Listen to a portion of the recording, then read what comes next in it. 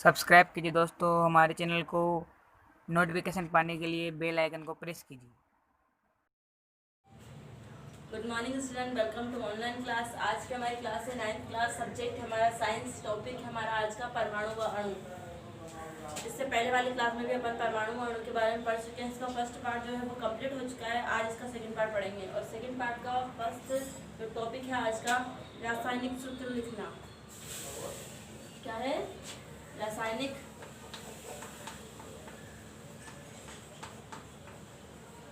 सूत्र लिखना।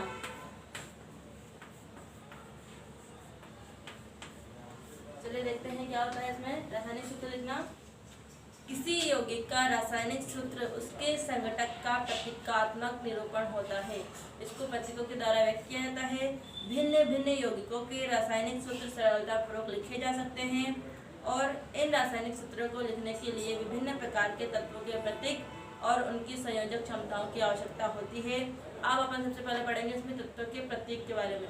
तत्वों के प्रतीक के बारे में पहले पढ़ा चुकी हूँ। इसमें कुछ तत्वों के प्रतीक के बारे में देखते हैं।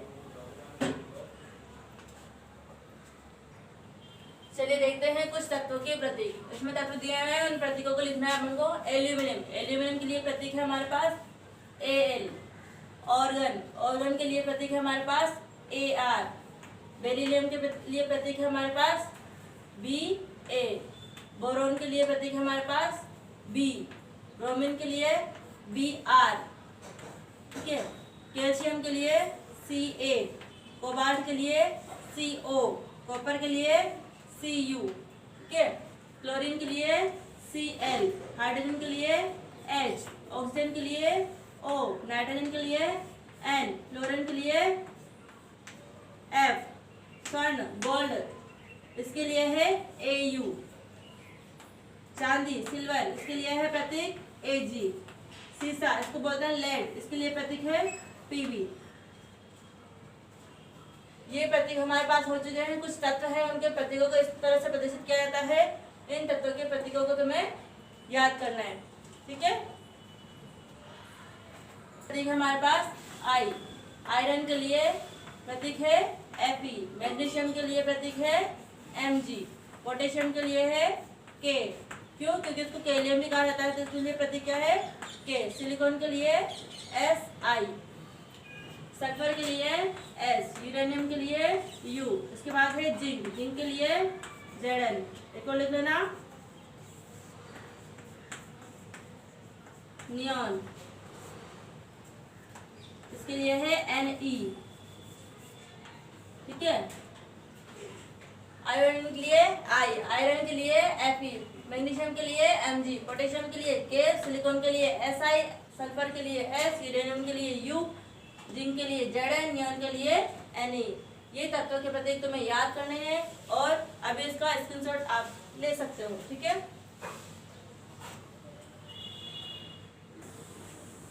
चलिए अब देखते हैं कुछ आयन है, उनके संकेत दिए हुए हैं। आयन है हमारे पास सबसे पहला सोडियम। सोडियम के लिए अभी प्रतीक बताया था मैंने आपको Na। अब इस पे आयन आएगा plus ion Na plus. Potassium के लिए बताया था K। अब इस पे क्या लग जाएगा? N plus. सिल्वर के लिए क्या बताया था? Ag। इस पे क्या लग जाएगा? N plus. कॉपर के लिए क्या था? Cu। और इस पे क्या लग जाएगा? Plus ion. मैग्नीशियम के लिए Mg और इस पे आयन क्या लगेगा? +2। कैल्शियम के लिए Ca। कैल्शियम के लिए क्या है? Ca+2। इसके बाद Zn, Zn के लिए, जिंक के लिए Zn, इस पे क्या लग जाएगा? +2। एल्यूमिनियम के लिए Al, लेकिन इस पे आयन क्या लगेगा? +3। आयरन के लिए Fe और इस पे आयन है +3। इसी तरह से अधात्विक तत्व है, उनके संकेत क्या है? हाइड्रोजन, हाइड्रोजन है, इस पे क्या लगेगा? प्लस। हाइड्राइड, इस पे H माइनस। क्लोराइड, क्लोराइड किससे बना है? क्लोरीन से। क्लोरीन के लिए क्या था? Cl, इस पे क्या लग जाएगा? माइनस। ब्रोमाइड, ब्रोमाइड के लिए, ब्रोमीन के लिए Br और आयन लगा हुआ है, आयन लगा हुआ है तो माइनस। आयोडाइड के लिए, आयोडाइड किससे मिलकर बना हुआ है? इसमें है आई के ऊपर क्या लग जाएगा? माइनस। ऑक्साइड के लिए O और इस पे आयन क्या लगेगा? -2। ऐसे ही सल्फाइड, सल्फाइड पे क्या लगेगा -2।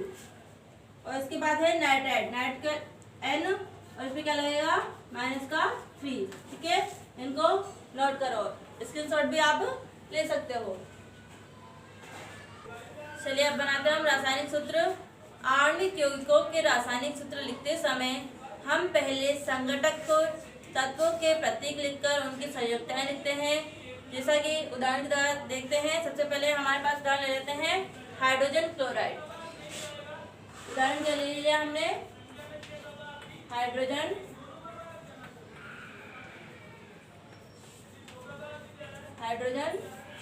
क्लोराइड। ठीक है, अभी मैंने हाइड्रोजन के लिए क्या बताया था H+, क्या है यहाँ पे H+, और क्लोराइड के लिए Cl-। इसके संयोग पहले तो ये क्या है अपने पास प्रतीक। ठीक है, अब इसकी संयोजकता, इसके पास कितने आयन है 1, इसके पास 1, इसकी संयोजकता कितनी 1, इसकी भी 1। अब इसका क्या कराएंगे क्रॉस संयोजन, ये इसका और ये इसका। अब इसका सूत्र लिखेंगे तो कैसे आएगा H, इसका 1 है तो 1 लिखना जरूरी नहीं है, तो इसका H और इसका Cl। तो ये किसका सूत्र हो गया, अणुसूत्र हो गया हाइड्रोजन क्लोराइड का। क्या है ये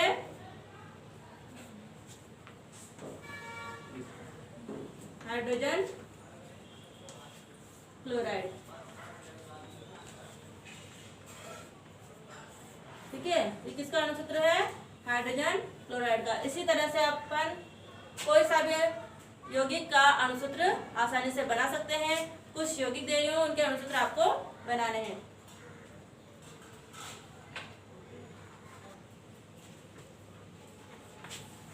ये आपका होमवर्क है, इनके अणुसूत्र आपको बनाने हैं। हाइड्रोजन सल्फाइड, दूसरा है मैग्नीशियम क्लोराइड,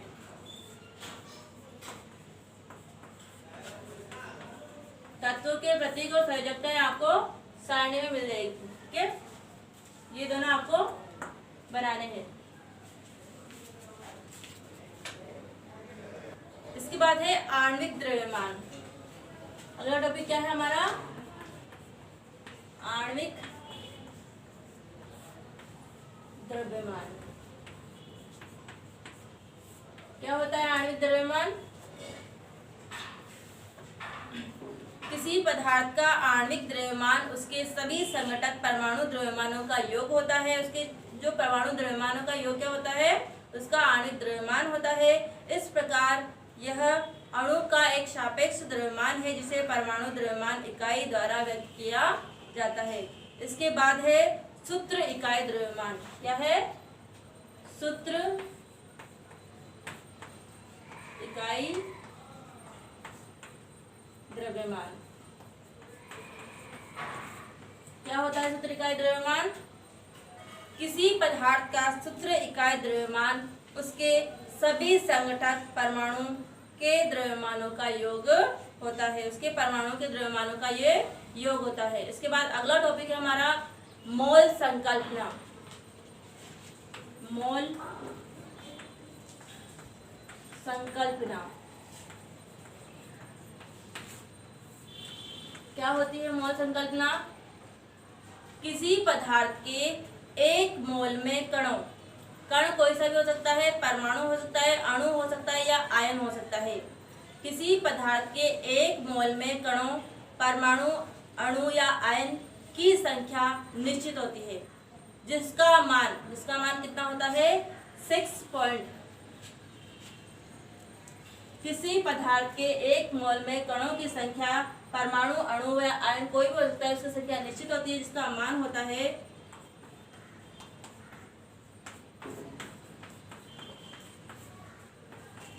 6.022 इंटू 10⁻⁻23।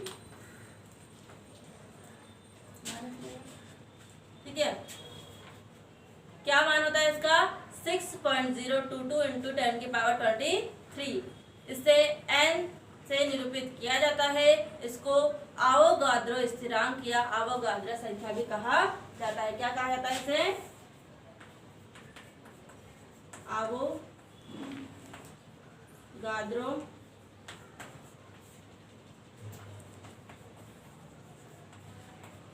स्थिरांक या आवोगाद्रो संख्या भी कहा जाता है। कितना मान होता है आवोगाद्रो संख्या का? 6.022 इंटू 10 की पावर 23। ठीक है। जैसे कार्बन 12 के 12 ग्राम में विद्यमान परमाणुओं की संख्या कितनी होती है? 6.022 इंटू 10 की पावर 23। ठीक है। चाहो तो इसकी मोल संकल्पना की परिभाषा भी आप नोट कर सकते हो।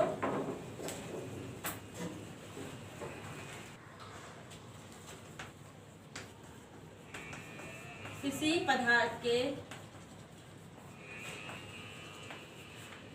एक मोल में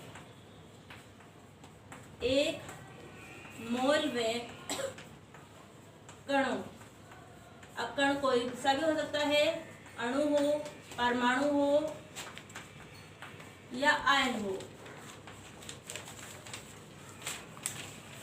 ठीक है।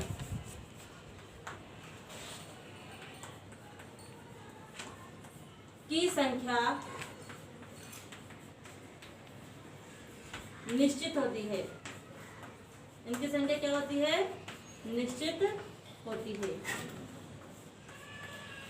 जिसका मान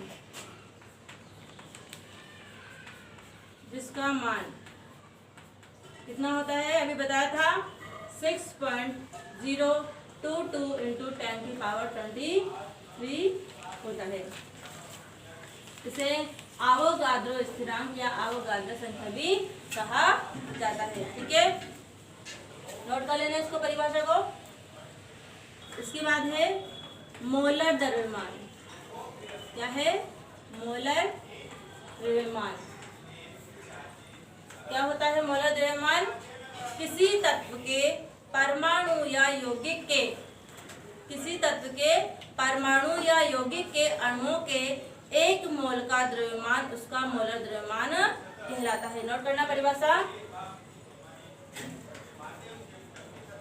किसी तत्व के परमाणु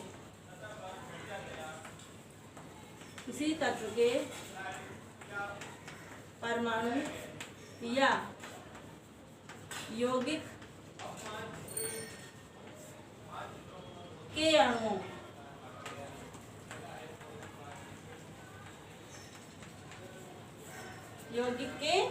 अणुओं